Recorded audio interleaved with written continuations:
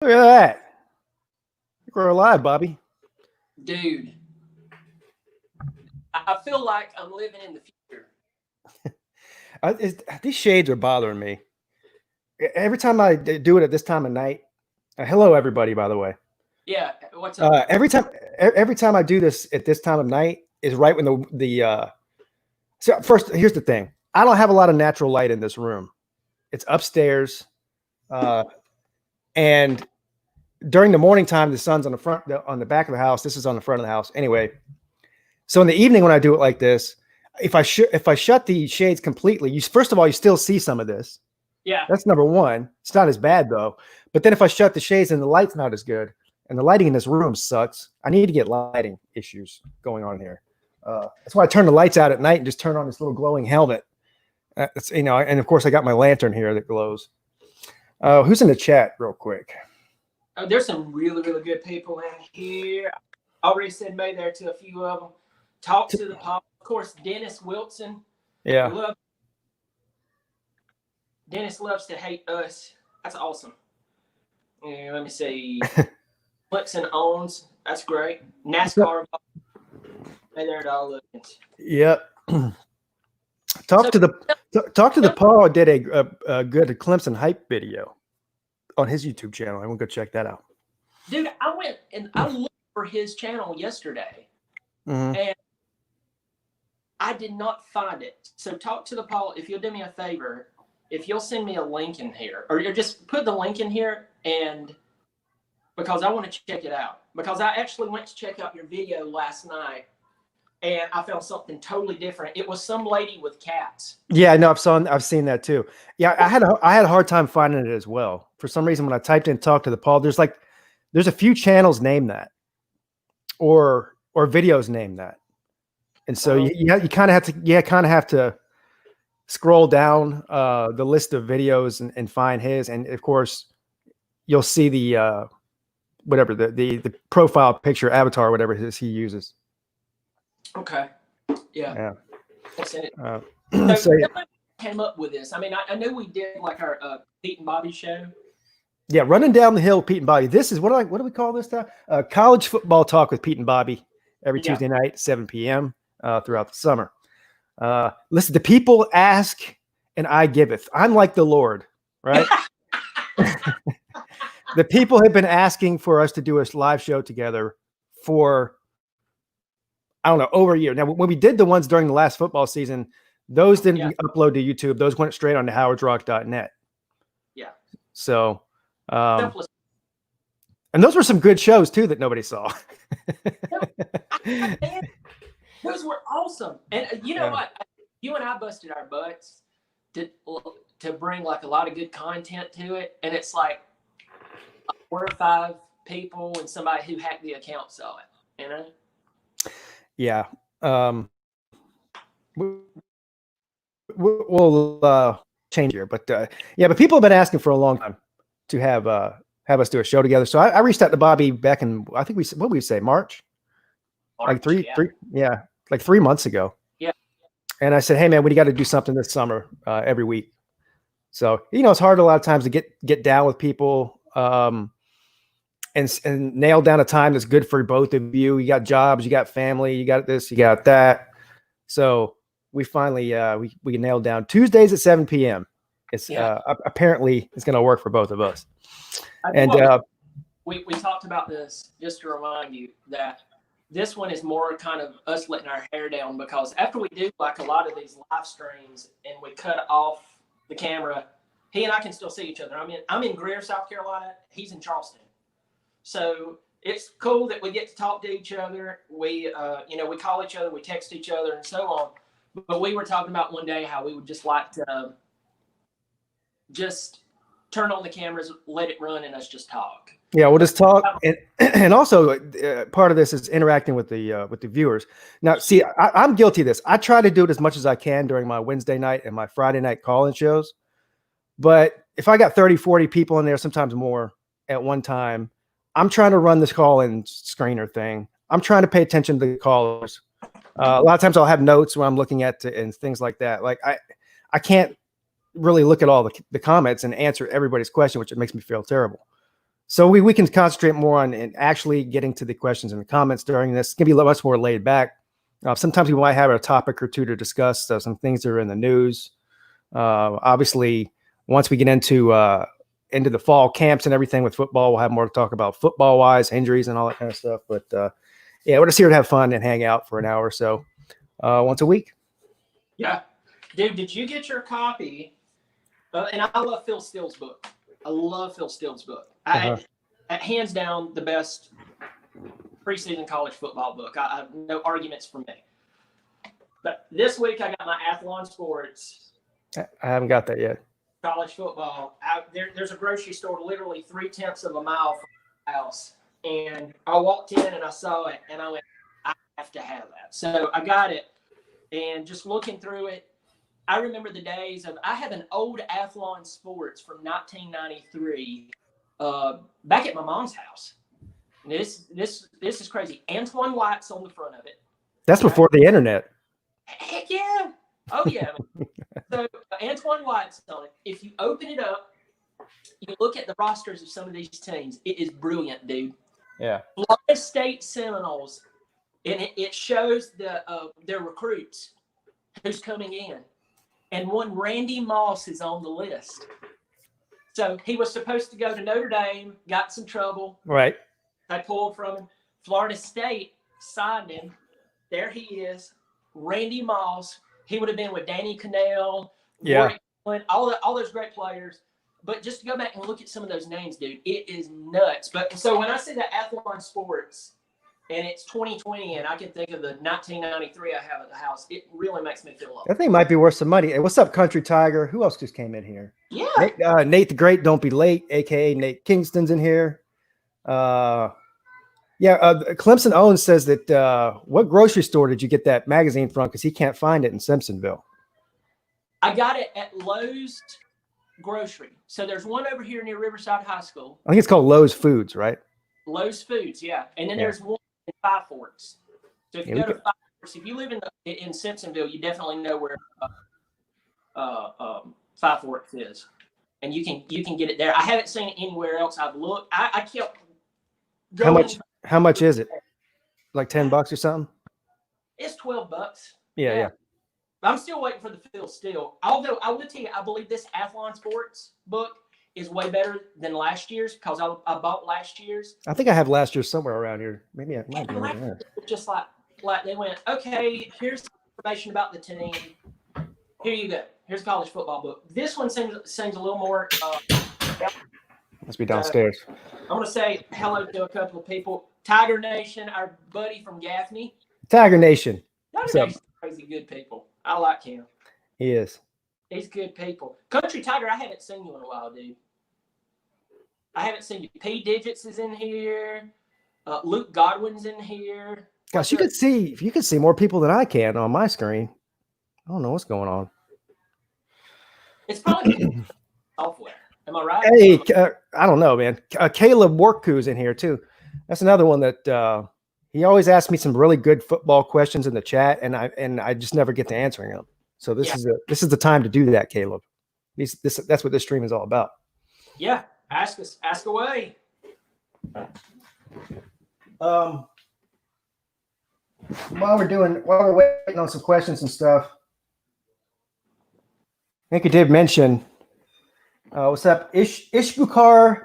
Hell, I'm going to butcher that name so bad. I'm not going to attempt to say it, but welcome,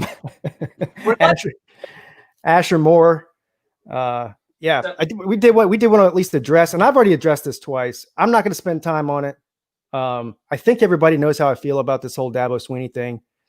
I've been pleasantly surprised though with some of the people in my comment section. Of course, you got some people that are just there's nothing you can do to make them happy about anything. Nothing he says or does will ever make them change their mind about him. And that's just the way of the world. I get it. But I was pleasantly surprised that a lot of Ohio State fans, just fans of other teams that normally would hate Dabo Swinney. And in fact, a lot of them even said, I don't like Dabo Swinney. I think he's corny, and I think he whines too much. And a lot of the things that people complain about him outside of Clemson say, but they think that he's getting railroaded in this whole thing. And So anyway, I'm not going to really spend. I've given my thoughts on this. But here's what I'll leave this with, and I'll get your thoughts on it if you want to give it.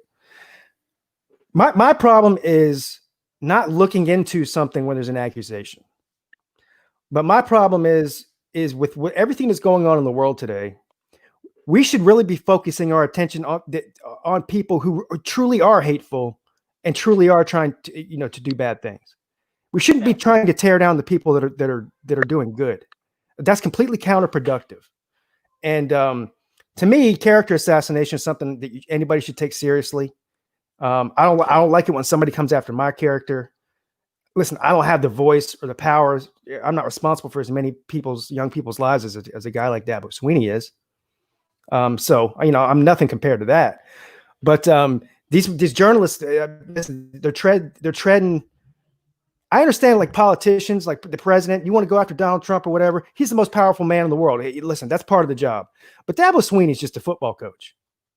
I mean, and to try to ruin these coaches' lives and their livelihood and their careers I think it's despicable. Unless they really, there's a good reason to do it. I think it's despicable. But that's just me. I'll throw that out there, and I'm going to tell anybody who's watching this, if you watch Bobby Durkins, I haven't said a word about it. One of the reasons why is because Bobby Durkins is a character. You know what I'm saying? I feel like if I came on here, if I got on the internet and went, now tonight's video is about racism. I mean, it's almost got like a comedic twist. And this is a really serious issue. So I'll keep it simple because I called you today and I said, hey, man, just want to talk about just a second what we want to talk about and what we don't want to talk about. Yeah. And we're going to have to talk about this. So I've been thinking about it, and I'm going to say this. I watched everybody don't run when I start saying this. I watched an African-American preacher this week, a message he preached in January 2019. And this link was sent to me by somebody I really respect. This guy has 2 doctorates. He graduated Oxford. And he was talking about if someone makes a mistake or makes a move that is viewed as a mistake by people, no matter how much good they've done in their life, at the moment, it's over. And he talked about how not only is that wrong, it's really wrong. There's a hypocritical self-righteousness about it. So if you could be watching this and you're an atheist and you're like, I'm not down with Jesus and everything, just take this from it. Really think about if you just handled a situation in a way that just somebody disagreed with and they got it out into the open and you did all this good for these players, forget Clemson football, forget winning, forget the national championship. You just mishandled it in a way and you did all this good. You didn't cover up molestation like Penn State did for years. Just being honest. Yeah.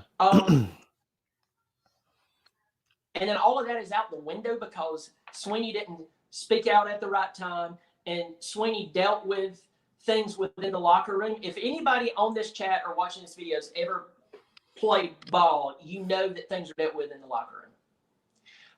Danny Perriman, I don't know him. I don't think that he's a Klansman running around to burn a cross in somebody's front yard. I don't think that he is that guy. I could be wrong, but I would tell you right now, if he was a racist and he called a player the N-word, I would drive down, and I'm close to Clemson, I'd drive down and demand he would leave. Yeah, I'm with you. Yeah. You're out. He misspoke, but the thing that bothers me is that he was telling a player not to say the word. And this whole thing got twisted. Guys like Dan Walken, Pat Ford wrote one of the most worthless pieces of journalism. I mean, if it was paper, I would wipe with it. Where he talked about coming out talking last week about this is before the whole story broke about Pyramid and Greenlee, how when Swinney responded, that it was not only too late, he didn't say the words they wanted to say. He didn't hear the words he wanted to say, and then he even took a shot at Dabo Swinney's faith. I think that Pat Ford needs to realize you grew up Catholic. I'm a Protestant. There's a lot of Christians in this country and people who grow up in the church, and maybe they don't always agree with that, but they still have that. I think Pat Ford is treading on very dangerous grounds. He took a shot at a man who's done more for a lot of those young men than some of their parents have. And by the way, I know some of those football players' parents, and they're horrible. Dabo Swinney will be the only father they'll ever have. And if I name one player out right now, I'm not kidding, I won't say his name, but I know his mom. And if you knew his mom, you would feel sorry for him. Yeah. His dad, I don't know. Dabo Swinney was the only father for that guy. And for the media to just converge on him. Jalen Rose, I watched that self-righteous punk get on there and just twist the story all up. Remember, Jalen Rose is the same congressman, diplomat, who said he hated Duke. Why did he hate Duke? Well, his reply was, they didn't recruit players like me. And the black players they did recruit was a bunch of Uncle Toms. I don't know about y'all, but I think Jalen Rose might have some issues. There's a handful of journalists that are leading this charge, and everyone else is kind of step back from it. But I mean, our old buddy Paul Feinbaum, which you can stop that.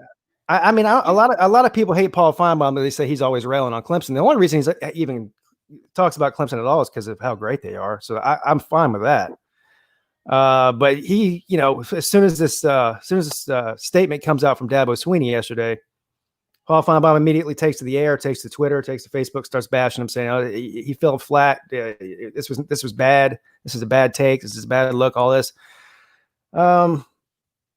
Somebody did some digging, found Paul Feinbaum on a radio show back in 2016 when all this Colin Kaepernick thing was going on. And what did our buddy Paul, what'd you say on that radio show, Paul? You said that blacks weren't oppressed in this country. You said that there's a lot of problems with this country, but black oppression is not one of them. That's what he said.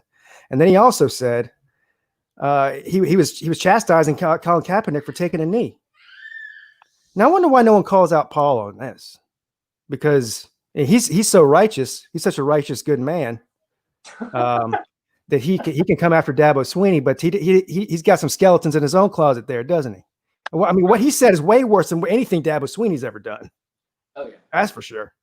Oh yeah. So. Well, I guess I'll close it here and just not go on a rant.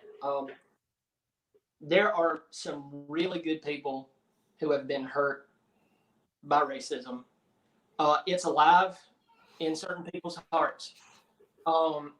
It is sad. It's sick. It is ridiculous. What happened in Minneapolis, and I have law enforcement in my family. They couldn't believe what that cop did. They couldn't believe it. They were like, "What are you thinking?" If you look up the record of that police officer, he should have been gone a long time ago. Oh yeah, he should have been gone a long time ago. There's not one decent human being who would even object to the thought that it's not only wrong, it was horrible. That was horrible what happened. But I believe what we're now seeing is we're seeing people reaching for things just to get some type of benefits. A great example is Perry Tuttle, of all people. It was his son who leaked the story. And DeAndre McDaniel, and I'll close here, had the greatest response to it. DeAndre McDaniel on Twitter called out King, and he said, as his Twitter handle, and he said, "You have Swinney's number, you have my number, and basically you're trying to use this to become famous, and you're seizing the opportunity." DeAndre McDaniel, an African-American player, calls him out and says, "Gotcha." And anybody who knows Dabo Swinney knows that he would never stand for this. I know we don't stand for even the misspeaking. I don't stand for it, but I am not an idiot. I see character assassination, and there we go. I mean, there's really no more to say about that. I want to say thank you to Talk to the Paul. He sent a super chat earlier, and so thank you for that, sir. Slim Shady Kane just sent one as well. It says, "I hate to say it, but Paul is right." Well, that's not the point, whether you think he's right or not, Slim Shady. It's the fact he's a hypocrite. You both things can be true. Even if you agree with his stance, he's a hypocrite. So, Mason Horn, do you guys think, are you there, Bobby? Can you hear me? Are you there? Yes. You dropped for a second, but I think you're back Yes. now. Yeah. I'm here. All right, good. Mason Horn. Do you guys think it's a good idea to keep running the game with Trevor going?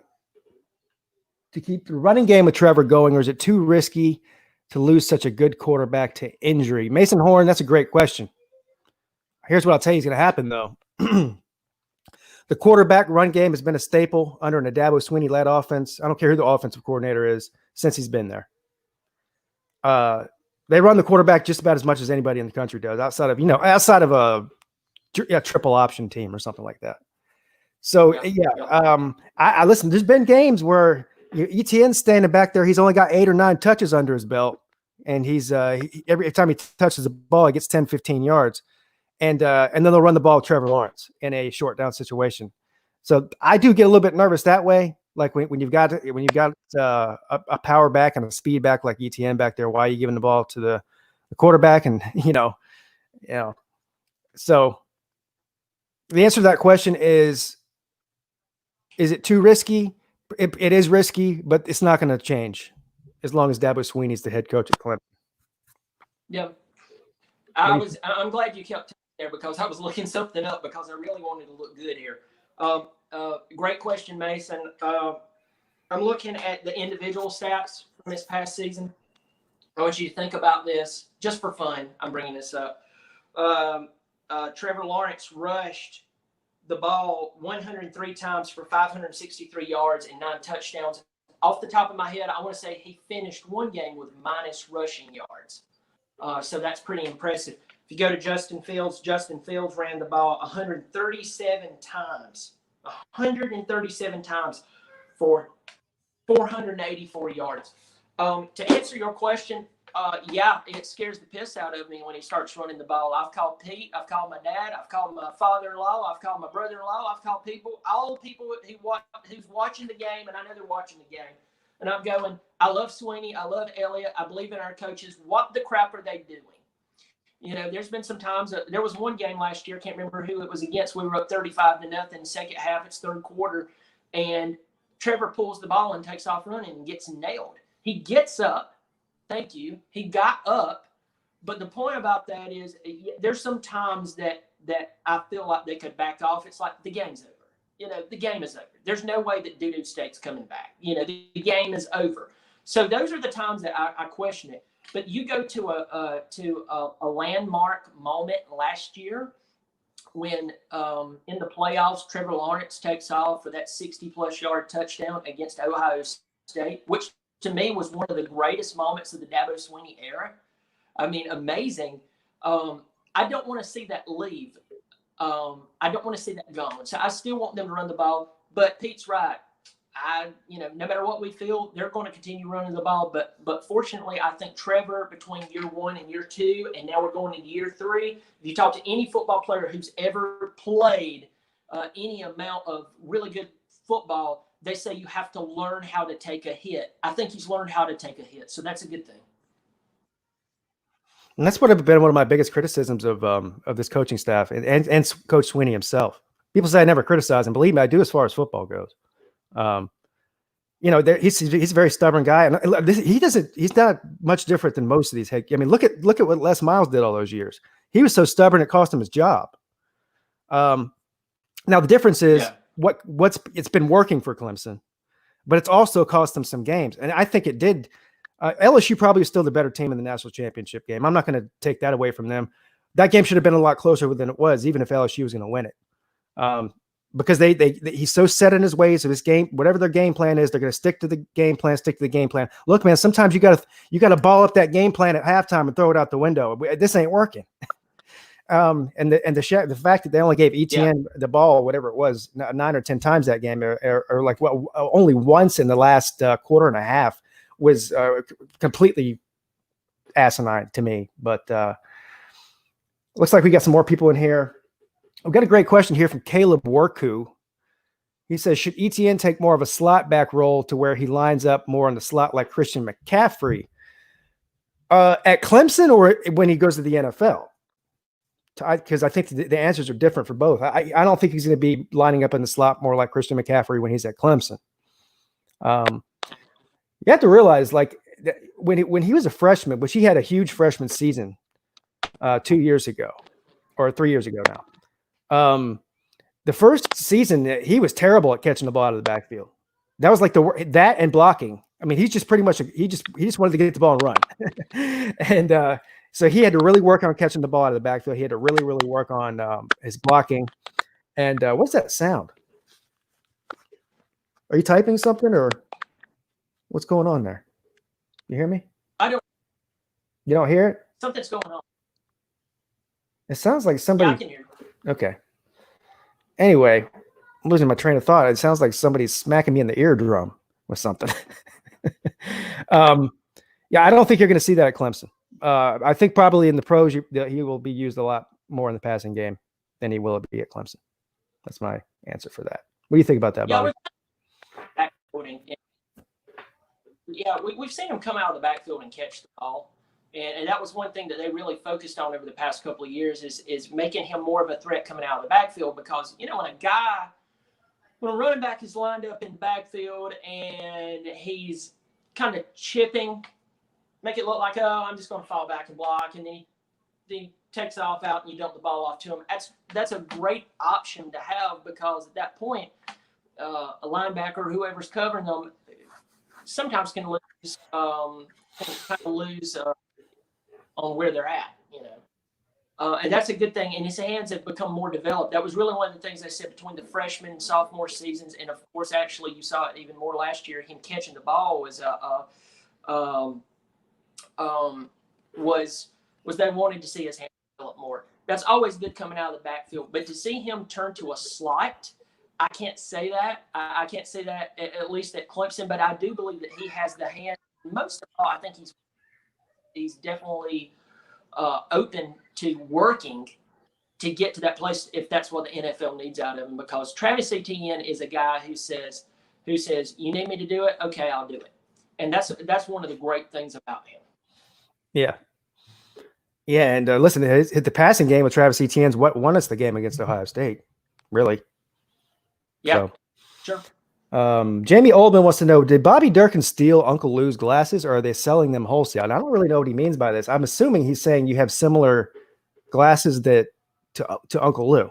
So can you confirm or deny, did you steal Uncle Lou's glasses, or are they selling them wholesale, in fact, like Jamie Oldman says? We need to know. I did neither. For everybody, when I do my videos with Bobby Durkins, I take these suckers off. I am blind as a bat. I mean, I really can't, like, I'm looking at my phone right now, and Jamie, I can barely see what you read. But when I look down here at my screen, I have my laptop in front of me. I can see it. I really don't like wearing glasses, but if you see me in everyday life, this is what I look like. I have the glasses on, it makes you look intelligent. That's why you wear it. It makes the reason you wear the glasses is because it makes you look intelligent, right? And I'm still trying to convince my wife. Tiger Nation's, do I think Ngata is going to step up with Ross being out? He's going to have to. I think Latson's going to be the one to take Ross's place, though. But both of those guys are going to see the ball a lot more with Ross out. Looking forward to Latson. Where's this? What? Go ahead. What you said was 100% right. Somebody's got to. I know that I'm already hearing chirping on the internet about E.J. Williams. E.J. Williams is going to come in. He's going to do this. The only thing that I want to challenge Clemson, especially Clemson fans, with is that we have had some world-class talent come in and play wide receiver for us, and man, it's incredible. I love, it's a who's who of wide receivers. Mike Williams, Hopkins, Sammy Watkins. Man, I could keep going. T. Higgins, we'll see how he does. Hunter Renfrow, there was people making fun of him. We see what he did last year. So many talented players, but there's going to be some of these guys that's going to take more time to develop. And Ngata and Latson, I actually expected a lot more from them last year, and you saw more glimpses in Ngata than Latson. One of those guys has got to take off. But where I was going there was EJ Williams already being anointed as the chosen to come in. I don't think he has to, and I think the more that we can get him on a cushion where he's kind of chill and he doesn't have to be a playmaker. It's kind of like when Justin Ross was playing in the national championship and in the college football playoff. He didn't have to be a playmaker. So chilled him out. He just went out there and did what he did, and he killed it and made history. So I think that's one of the things that us as Clemson fans, we're going to have to back off to a point. When I say back off, I don't mean that like an insulting way. We're just going to have to back off from EJ Williams. But hopefully one of those guys, as you said, somebody's going to have to step up. I mean, really. Yeah. And Mari Rogers will be healthy. That'll be huge. So a lot of talent at the wide receiver core. Pete and Bobby, who's your pick to win each Power 5 conference? Now, to me, this is easy, and it might be kind of a boring answer. I think 4 of the conferences are pretty well locked up. I think the only one that's not is the SEC. So obviously, I think Clemson will win the ACC. I just don't see anybody in the Big Ten. I mean, you got Ohio State. I think they're going to be the best team, maybe in the country. So that would put them as the best team in the Big Ten too. So there you go with that. Can Michigan make a run? I mean, why would I believe that at this point? I mean, no. Penn State, I don't think they're on Ohio State's level. So Big Ten, Ohio State. Pac-12, Oregon. I think Oregon's becoming the Clemson of the Pac-12. They're running away with that conference. They're blowing everybody out in the water and recruiting. And they have a really good coaching staff too. The Big 12, I guess, is not quite as clear. I'm obviously say Oklahoma, talent-wise. I guess Texas could possibly maybe steal it away from them, but probably not. So I'm going Oklahoma in the Big 12. And then the SEC is the hardest one. I'm picking Alabama. But I think there's at least 2 other teams that could possibly win the SEC if you see some parity there. What do you think, Bobby?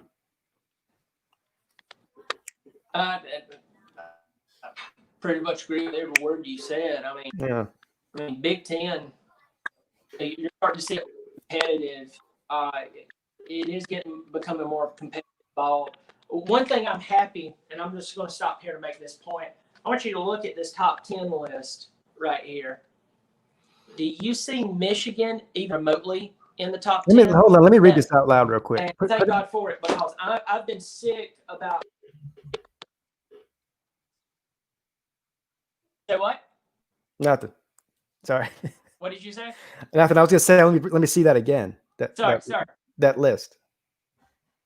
No. I'll say it again. Yeah, there is no Alabama, no Michigan in the top 10. Clemson, Alabama, Ohio State, Oklahoma, Penn State, Florida, Georgia, LSU, Notre Dame, and Oregon. That's an interesting list there. Yeah, it was interesting, but I'll take that Michigan's not in it. I've complained about this on my channel. I've complained about it on when I've done shows with you. I am sick and tired of Michigan being shoved down the road. So I'm glad that they're done. They've lost so much talent. I'm glad to see that they're gone. That's a good thing. I agree with you on the SEC. Really, the thing is the SEC. I mean, if Alabama can nail down their quarterback situation, and that's an interesting situation with Mac Jones, and then you've got Bryce Young there. There's going to be whispering in the stands if Mac is not cut. They like put Bryce out there. It's going to be interesting, but I agree with those picks. Yeah, 100%. You nailed it. All right. Looks like Zandra Staley. Welcome to the show, Zandra. I don't believe I've seen you in here before. I don't know if it's your first time here or not. Either way, thank you for the comment. Do you think Brandon Galloway will have a good season? We need him to. Somebody called in a couple weeks ago into my call-in show and said, between the top 2 tight ends, I think which one I think was better, Galloway, and I think Galloway's the better too. And we severely missed him last year, actually, because he was suspended. Everyone knows that story.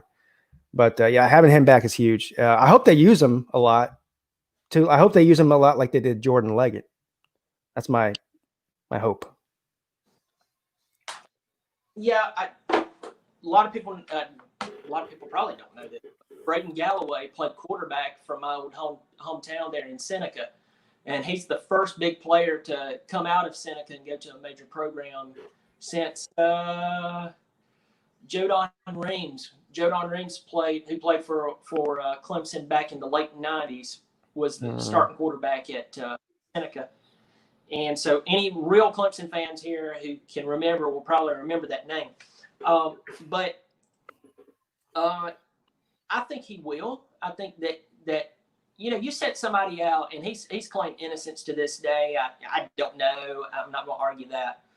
But you set someone out for an entire season, basically, and 12 games suspension. They have the talent. We saw him in the spring game. We saw him in the spring game. Man, he looked like a million. He's massive. He's 6'6".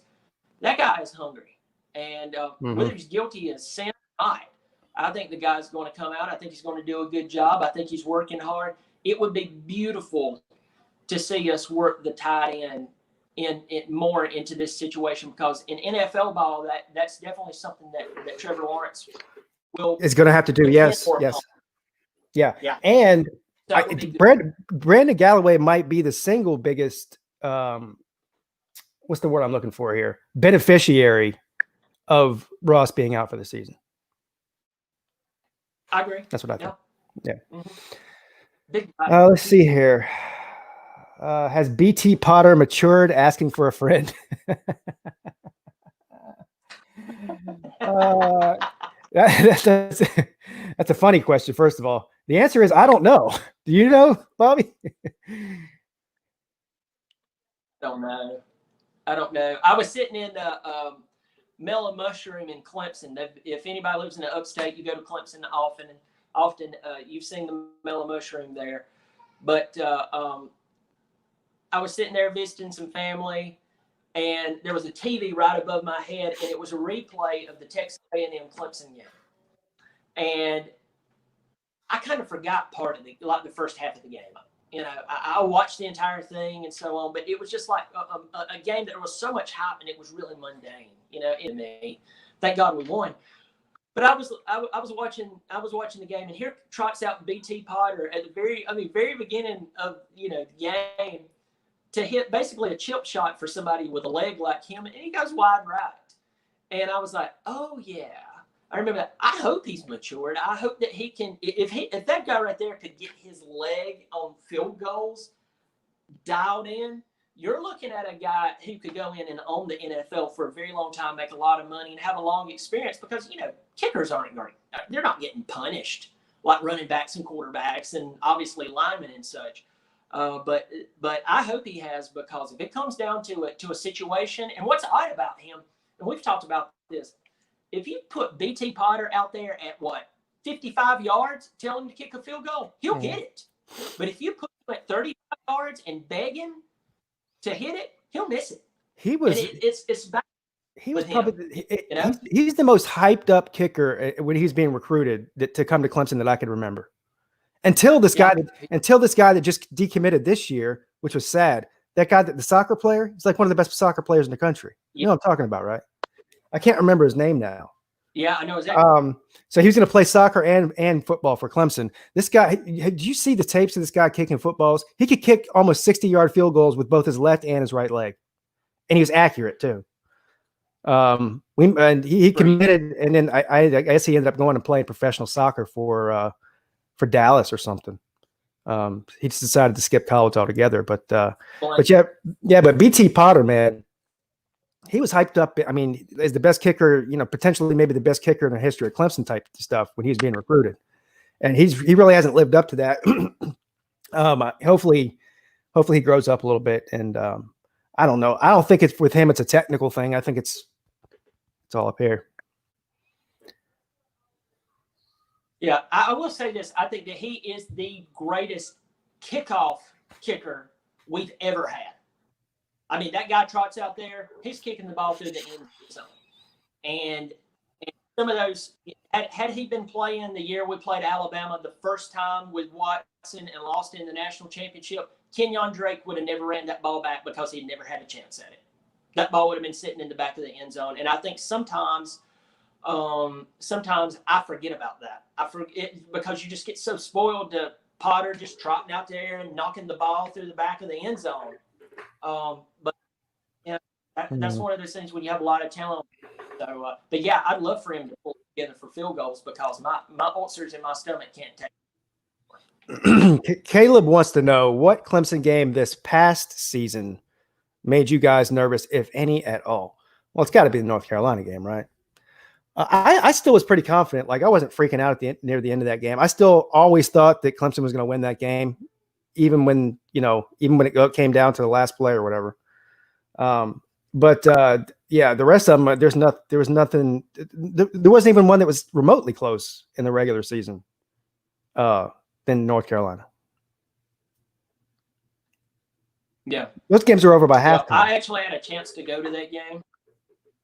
Yeah, I had a chance to go to that North Carolina game in Chapel Hill. Got offered tickets and just had some stuff going on. I was able to go to the game, and that was an eye opener, I think, for all of us. And the day is coming. Clemson's going to lose that game. They're going to lose that game if they keep playing some of these playing close in some of these moments. I will say this: I think that with everything that went on, especially that LSU game, Tony Elliott, we talked about it earlier. Tony Elliott is very vocal about he wished that they would have never got away from the running game, but LSU kind of had some quick strikes, and they felt like, oh God, we're losing this thing, so we're going to have to start throwing the ball more, and had they keep running the ball more, I think that we could have stayed in that game because we're up 17-7. LSU's a talented team. A lot of that talent left. I know they recruited well, but I mean, come on, let's be honest with ourselves. That you don't have Joe Burrow on every corner at schools, but yeah, that was the one. Can I read this one? Yes, please go ahead. Read it. Go ahead. Slim Shady Kane says, Pete, I'm going to need your buddy Bobby put some specs on Miami's name from now on. First of all, thank you, buddy, for that super chat. We really do appreciate it. I really do appreciate it. One of the things that people don't know about me, I'm about to say something that he knows one of them, but he doesn't know about the other. So, Pete, lock yourself down. I am a partial Notre Dame fan. I have no ties to the school. Nobody in my family went to the school. I'm not Catholic, but I'm all above. I'm all of the above. I got family members who graduated from Notre Dame, and I grew up Catholic. And you grew up Catholic, and you pull for Notre Dame on the side. Am I right? I don't know if pull for them is the right word.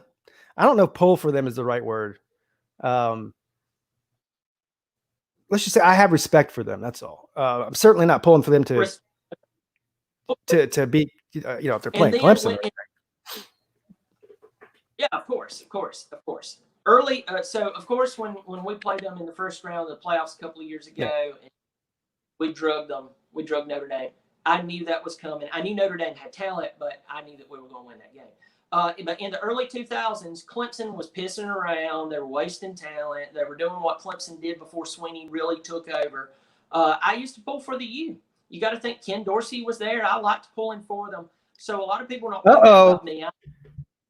I pulled for them. I pulled for the U. So I will say, now you got to remember, I was an 18, 19-year-old kid. One of the reasons I pick at the U so much, and by the way, somebody sent me a video of another YouTuber picking at me. He had even diced up my Bobby Durkins video, and I thought it was great. I loved it.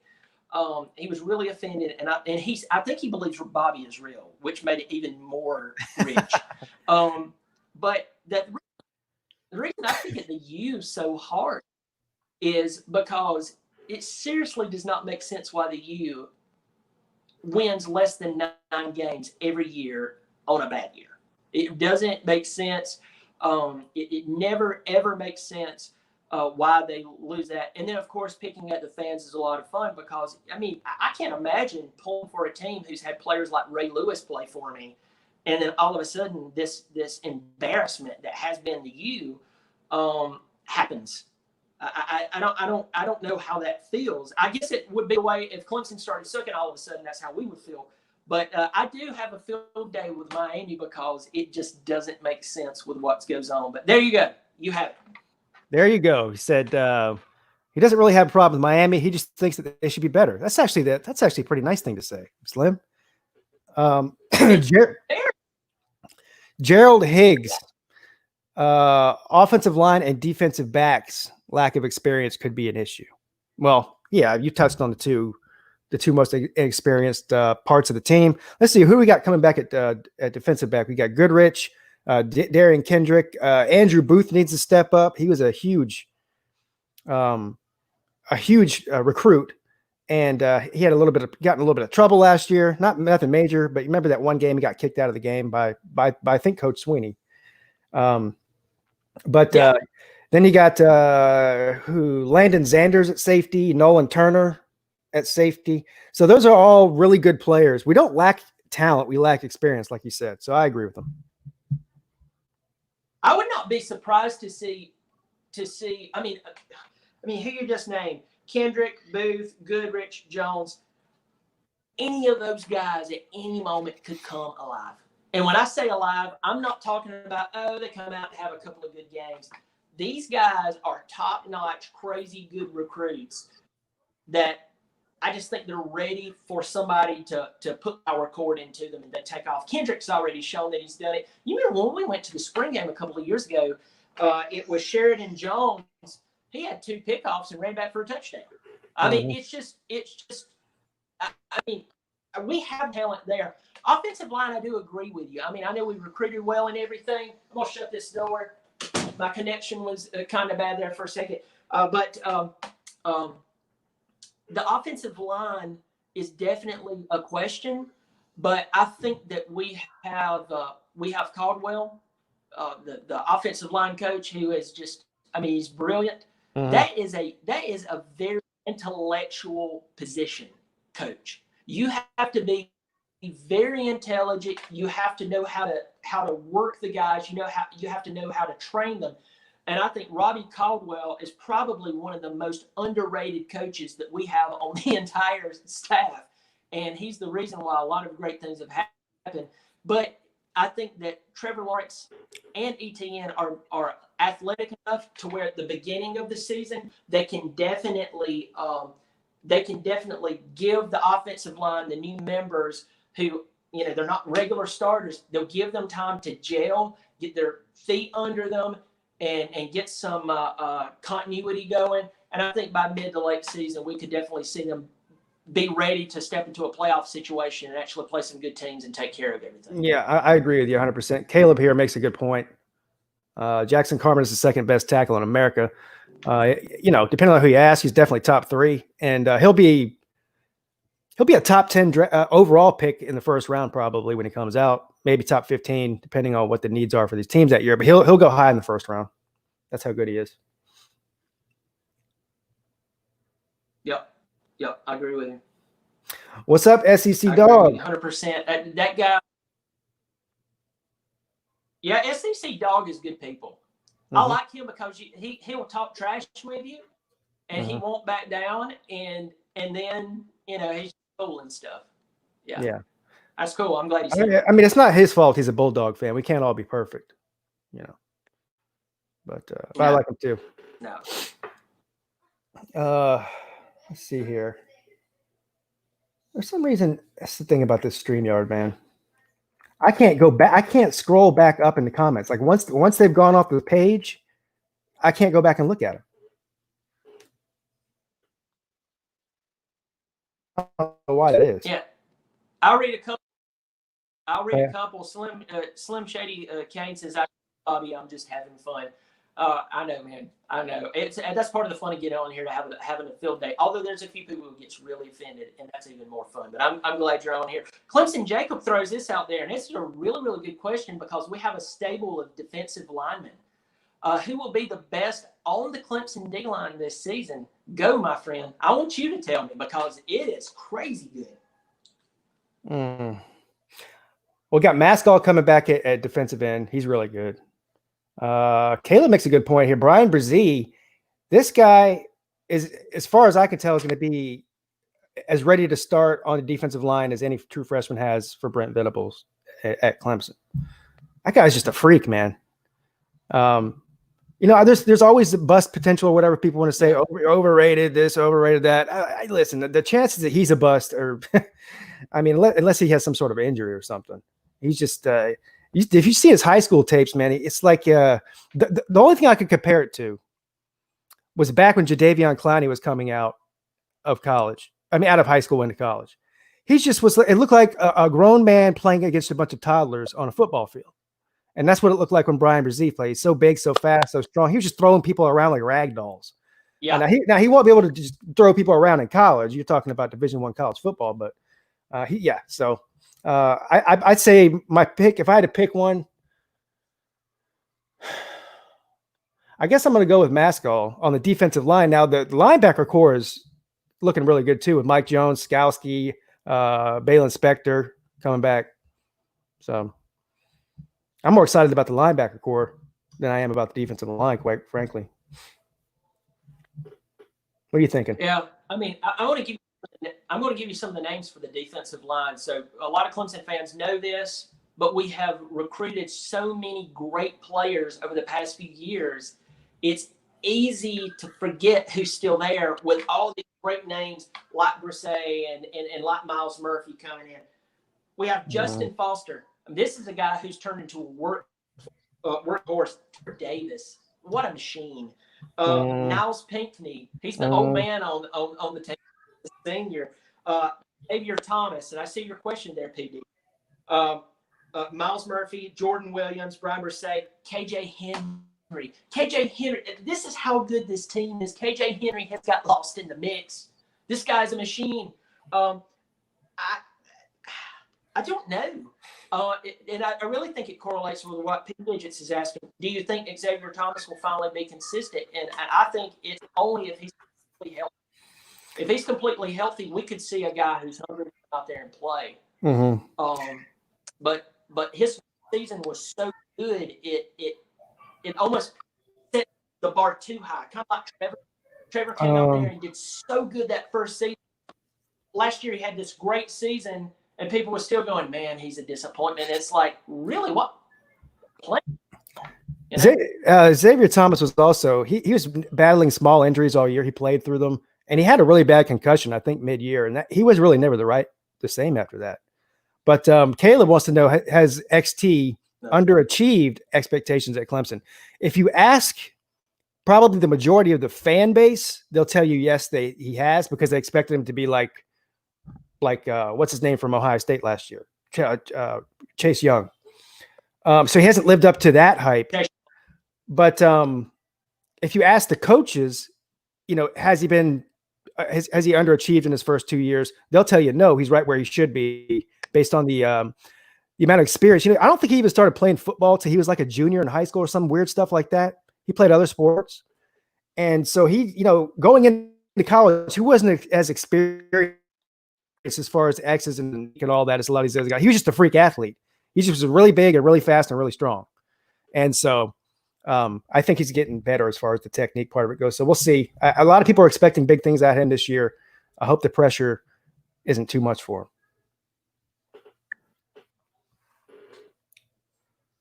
Yeah, he's got to be healthy. That's the number one thing. Agree with you 100%, Pete. You and I talked about this in regular season. We talked about it after the season was over. Yeah, once he had that concussion, he was like, I mean, heck, it's like he went away on the line. You'd see him come out there and play. Never really heard his name. He really wasn't a threat. He was a bad player. It was just he wasn't the freak that he had been, with the speed and the strength you just talked about. I hope he comes back because I think the guy can really play. I think the guy is ridiculous. I think, like you said, anybody who says that this guy has not met expectations, who the heck are we? I mean, my God, except for Dabo Swinney being hired, one of the luckiest hires of all time, Clemson football would still be right where we were at. 8 games, hoping to get to 10 one day. We've had 9 consecutive years of 10-win seasons. I mean, come on. This guy went through some physical injuries, and I think he's going to come back, and I think he's going to be totally fine. Now, I will tell you this: iron sharpens iron. That's one of my beliefs. And if you look at that roster that I just read off just a second ago, I don't care if they're I don't care if they're seniors. They're chock full of iron. And I think those guys are competing, and I think that that's good for them. And I think that they have the right leaders around them. And I think that you're going to see a rejuvenated, as long as you see Xavier Thomas. Yeah, I agree. A lot of people are saying Tyler Davis, which, you know, is not – you can't lose with that pick. That guy he's going to be really good. I don't know. Tyler Davis comparison to Dexter Lawrence, I don't know. We'll see. That's some big shoes to fill there. So I hope you're right. I'm not going to go as far as to say that, though. What about you?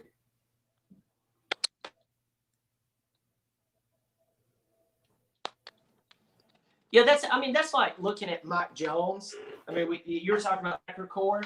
We're losing Isaiah Simmons, one of the greatest backers to ever play college football, in my opinion. One of the most versatile, one of the strongest, one of the most brilliant. They developed the crap out of him at Clemson because he was only a 3-star coming out of Kansas. You can't look at Mike Jones, or you can't look at Trenton Simpson. You can't look at those guys and go, all right, now which one of you are going to take his place? There's no replacing him. You have to come out, do your part, grow in your role, do what you do well, you know? Yeah. And Skalski's he's a monster. Yeah, it really hurt losing him in the national championship game as well. But all right, guys, I'm gonna have to wrap it up here. We're right at an hour here. Thank you to all the people in the comment section. Thank you to my co-host here, Bobby Durkins. We'll be doing this every week, right, Bobby? Tuesday, 7:00. As long as I'll be. Oh, okay. Wait, before we go, you going to the Slob Olympics? You said as long as you weren't dead, you're going to the Slob Olympics too, right? It's in March 5th through 7th. See, I can't put the graphic up on this thing because this is not this StreamYard. You can't do that. Yeah, I'm gonna try to, as long as nothing changes. All right. So you don't have to do like me and actually work out and do sit-ups and push-ups and run around with eggs. That's my training. That's the way I choose to do things. What you could do is just drink as much beer as possible, and try to climb a tree or something and not fall. I don't know. Sounds about right. All right, guys. Thanks for all the people that sent in super chats as well. We'll see you next week right here at 7 p.m. Have a good one. See you later, Bobby.